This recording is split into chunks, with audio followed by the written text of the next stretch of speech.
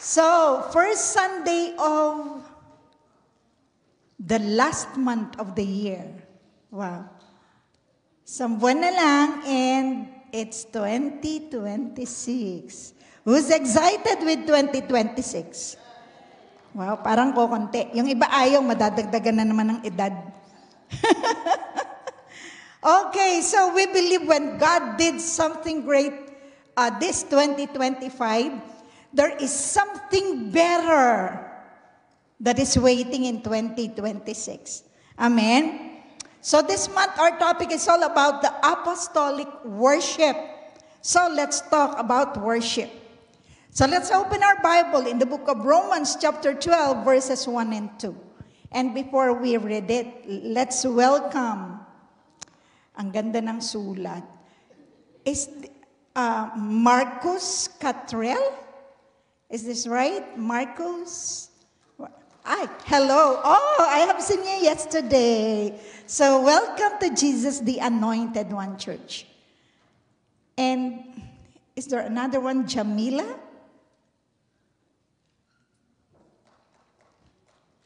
Okay. I don't know if it is Marcus Catrell. Oh, maybe, is it your family name? Okay, so your family name is Jamila, Jamila. Haranelia. Sorry, wrong spelling, wrong. I love you. Yung mga ushers. Hindi, super ganda talaga ng sulat. Okay, hindi lang ako marunong magbasa. So, welcome to Jesus, the Anointed One Church. So, right after the service, we're going to ask maybe just 10 minutes of your time. Somebody will come to you and they're going to give you gifts. I don't know what gift is that. Okay, so let's talk about worship. Romans chapter 12, verses 1 and 2, all together. Therefore, I urge you, brothers and sisters, in view of God's mercy, to offer your bodies as a living sacrifice, holy and pleasing to God. This is your true and proper worship. Do not conform to the pattern of this world, but be transformed by the renewing of your mind. Then you will be able to test and approve what God's will is, His good, pleasing, and perfect will. Let's bow down our head and let's close our eyes. Father, we just ask once again for your power, for your spirit, for your anointing to move and to flow. For without your anointing, all of this, Lord, whatever I'm going to say, Lord God, this will be nothing. But we believe, Lord God, as you speak, as you move, Lord, you can touch every heart. You can touch every lives, Father. So we ask, let your spirit move mightily in our midst. We ask all of this. In the mighty name of Jesus we pray, and everybody say, Amen and Amen. I'm going to share a little bit because I want you to hear someone or somebody to speak to you.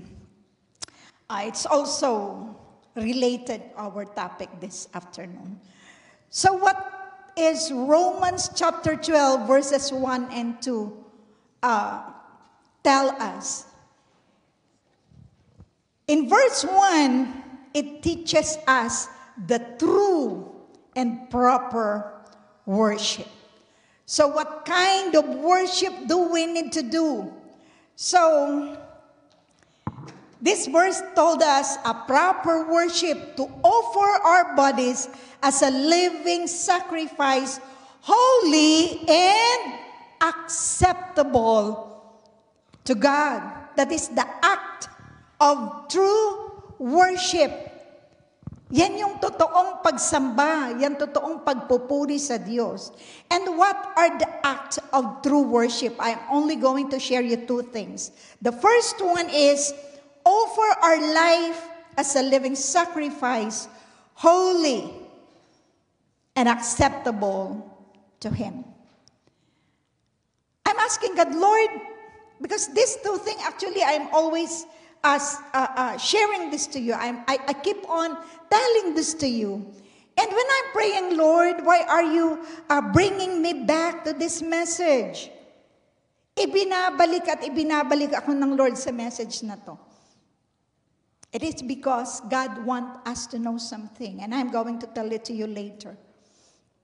So that's the first one. God wants us to offer our lives, our talents, our skills, our everything to Him. Who have talents here? 2? Only 2? Yeah. Sige. Huwag kayong mahiya. Don't be shy. If you have your talent or skill, will you please raise your hand? Wow. Kalahati na. Yung iba wala talaga eh. Okay, I'm going to repeat the question. Sino dito mga talentadong Pinoy? Yan. Yon gusto Tagalog. Okay, so all of us, we have talent, we have skill, right? Mga Pilipino, talentado talaga. We are all talented because it's a gift from God, right? Every talent, every skills, it is a gift from God. Whatever we have, it came from Him. It is a gift from the Lord, right? So, kanta ka ng kanta, sayaw ka ng sayaw, pero ginagawa mo lang yon just to show your talent, just to show your gift. Actually, the Lord didn't want all of it. Why? It came from Him. Tama ba? Pinagamit lang ng Lord sa iyo. The Lord just wants you to use every talent, every skill. But this morning, I want you to know, it's not your talent, it's not your skill that He wanted.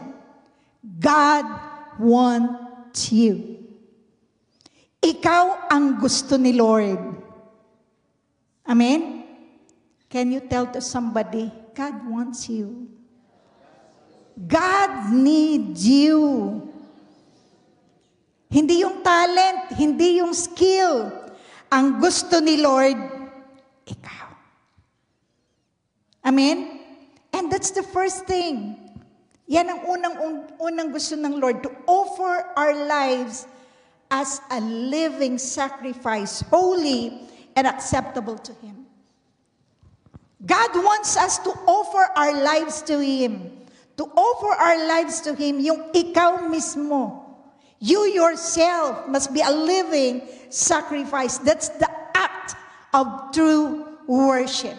To offer ourselves, to offer our lives as a living sacrifice to Him. And the second one is to be transformed. Okay, let's go back to our verse. He says, offer your bodies as a living sacrifice, holy and pleasing to God, which is your true and proper worship. And in verse 2, it says, do not conform to the pattern of this world, but be transformed by the renewing of your mind. So the second act of worship, the second act of true worship is to be transformed. Lagi ko ngang pinasasabi dyan sa katabi mo, dapat transformer ka. Dapat natatransform ka, nababago ka. The proof and evidence that you fully surrendered your life to Him is your transformation.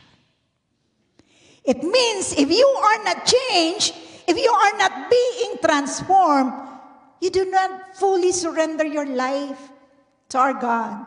Maybe you have just given 50%, or maybe 70%, or maybe 90%, or maybe 99%. But the true act of worship, when we surrendered our life to Him, we are being transformed. Why? Because we have given ourselves 100% of it. Right? Who gave their lives to Jesus 100%. Will you please raise your hand? Some of you are just raising half. Maybe you have just given 50% of your life. Okay, may I see if you have given 100%? Come on. Raise your hand fully. It means that's 100%. Wow. Can we give the Lord a hand of praise this afternoon? Is there still any doubtful in our midst? Maybe, Pastor, can I just give 70%? Maybe later on I can give 100%. But this time, just 70%. I'm just still waiting for something. Or maybe I'm still waiting for somebody. Sino ba hinihintay mo? Boyfriend mo? Lord, pag na-born again na talaga to, 100%, bibigay ko na sa'yo. So we need to give fully ourselves to God. In King James Version, actually this is how I memorize Romans chapter 12 in King James Version. I beseech you, therefore, brethren, by the mercies of God, that you present your bodies as a living sacrifice, holy and acceptable to God. That's the King James Version. No. And in King James Version, the word I beseech, it came from the Greek word parakalo. No. It means a call to committed living. When you surrender your life to God, He called you to commit yourself to Him. God called us not just to sit down, but to commit our lives to our God.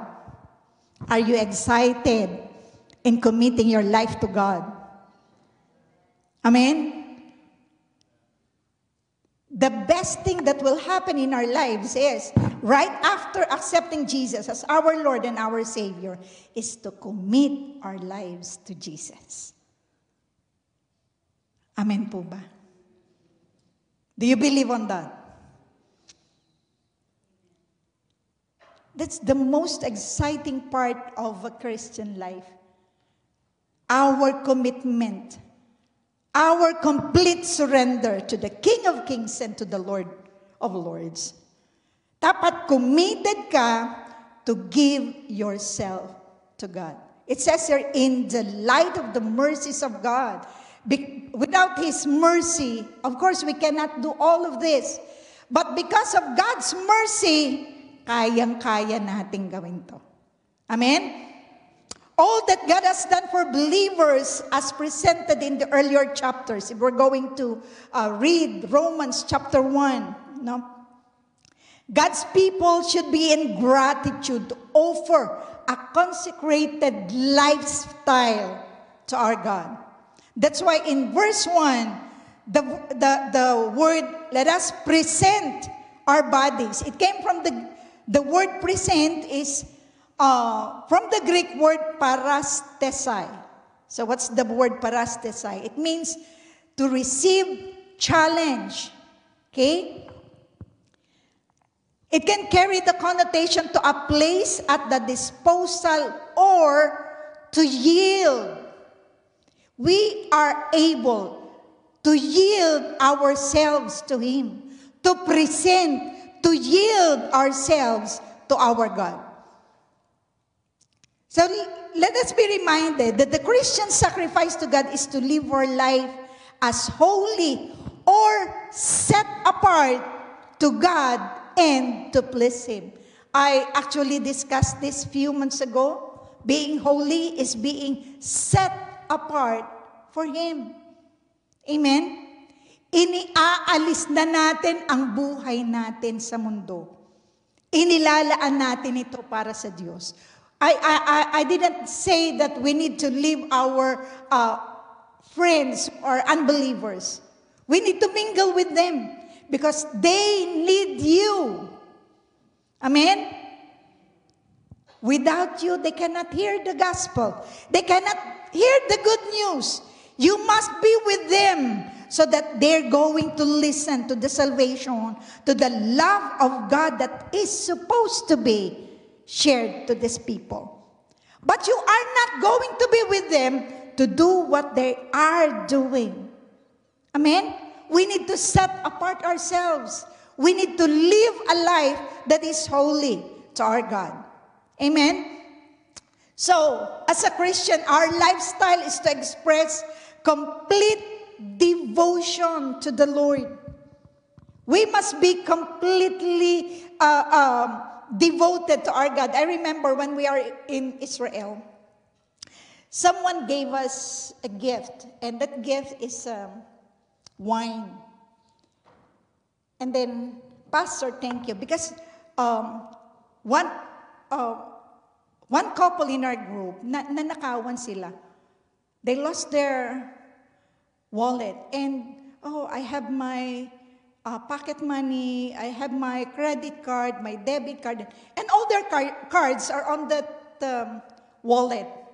And then, usap kami mag-asawa, we talk, and then, okay, come on, magtanim tayo dun sa mag-asawa. So we gave them money. Sabi niya, no, Pastor, it's okay. Sabi namin, you don't have yung mga ibinigay sa kanila na pabaon, mga pastors din po yung kasama namin. So, they don't have their pocket money, they don't have their credit cards, so we give them money. And then, right after, binilhan pa nila kami ng gift. So, ang nangyari, yung mga relative nila dito, nag-send sa Israel para may pera sila. Right after, on the 7th day of our tour, binigyan nila kami ng gift. This is for you. Sabi namin, sorry, hindi na kasi kami umiinom. Sabing ganun sa amin. Nag-ano na pala kayo? You're a Nazarene. Ano yung Nazarene? Nazarene, talagang you set yourself na maging holy ka talaga sa Lord, na hindi mo nahayaan yung katawan mo na magkaroon ng alak, ng sigarilyo, ng anything that will destroy your body. Bakit makakasira ba ng katawan yun? What do you think? So, we just received it and we said, thank you. But actually, hindi po namin ginamit yun. Binigay po namin sa iba. Why? Because you set apart sa mundo. Inihiwalay mo na ang sarili mo sa mundo. You set apart your life, yourself in serving the Lord. Amen? Sino dito decided na talaga that we're going to commit ourselves? We have our complete devotion to the Lord, not only in reading His Word, but in doing His perfect plan and His perfect will. Amen? Okay, so, the believer is not to be molded by the pressure of the sinful world. That's what I'm saying. So the word conform here in verse 2, do not be conformed to this world. It came from the Greek word schemalizo. No? It came from the Greek word schemalizo. So, we must be set apart for God and get out of this worldly thing. We need to get out of this worldly thing. Whatever thing that will hold you back in serving God, umalis ka na, layuan mo na. So we need to be reminded that the believer is to experience a transformation. Sabihan mo yung katabi mo, dapat nababago ka. The word transformation, it came from the Greek word metamorpho. Okay? Sa science, we have metamorphosis, right? So here, the Greek word metamorpho, it means to change. To change. Okay? Pag nabago ka, it means it is a new way of thinking made possible through the power of the Holy Spirit. If we're going to go back to Romans 12:2. It says, but be ye transformed by the renewing of your mind. The first thing that must be changed is your mind. Are you decided to follow Jesus? Desidido ka ba na sumunod sa Panginoon? Are you decided to follow Him? Are you decided to do what God wants us to do? If you are decided, this is what the Greek word metamorpho says. We are willing to be changed. Handa tayong magbago. Amen? Dapat hiwalay ka sa mundo. Dapat hindi ka na kamukha ng tagamundo. Amen? Hindi ka na nila kagaya. We must be changed. Dapat mabago tayong lahat. This morning, actually, I'm listening to Pastor Jing's sermon in Lucena. And he asked those people, why do we always need, because their topic is all about the altar. And he's asking these people, why did Christian keep on asking God, Lord, forgive me. Lord, I'm so sorry. Pastora, hindi na ba natin kailangan humingi ng tawad sa Lord? We need to. We always ask for God's mercy so that we will be changed. Pero sabi nga ni Pastor, sabi niya, hindi ba pwede that we're going to ask God, Lord, make me holy. Sabi niya nga, yung ating 12, yung ating 10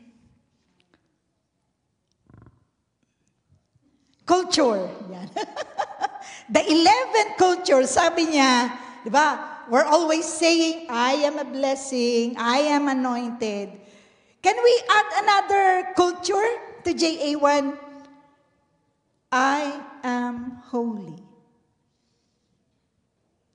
Why? Because during the time, he's praying, and his testimony is saying, he's asking, Lord, I really want to live a holy life. And God can. And we can live a holy life. Yung hindi ka na parating, Lord, sorry kasi nakagawa ako ng ganito. Bakit? Because you have decided to live a holy life. You know what? Before you sin, bago ka magkasala, nire-remind ka ng Lord. Hello? Hello? Meron bang nagkasala na, ay sorry Lord, hindi ko sinasadya? Meron bang ganon? Wala. Before you do something that is not pleasing to God, God will give you a chance to think, is it pleasing or not pleasing to Him? And Pastor Jing is saying, hindi ba pwedeng sa susunod manalangin na tayo, Lord, gawin mo po akong banal. Na hindi ka na laging mananalangin, Lord, revive me. Bakit? Nang hina ka, nadapa ka, natisod ka. Pastor, that's normal. I know that's normal. But when God says, be holy for I am holy, it can be done. Sinong gusto mangyari sa buhay niya yun? Sige, palakpakan natin si Lord. And this afternoon, this is what we're going to ask. This is what we're going to pray. I'm going to end up with my conclusion in 2 Corinthians chapter 3, verse 18. It says in 2 Corinthians, so all of us who have had the veil removed can see and reflect the glory of the Lord. And the Lord, who is the Spirit, makes us more and more like Him as we are changed into His glorious image. Wow. Parang Lord, ang sarap yata nito. When the Spirit of God, when the glory of God move in your life, actually this following week, we will continue to worship the Lord. Yung bang worship that will be our lifestyle. And when we are worshiping God, the glory of the Lord is moving. It is working. It is manifesting in our lives. And when the glory of God moves, ano sabi dito? It will make us more and more like Him.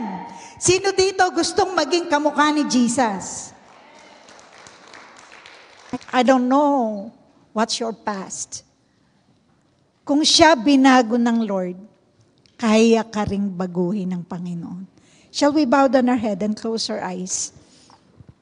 And as what I have said a while ago, that the highest form, the highest act of worship is your surrendered life.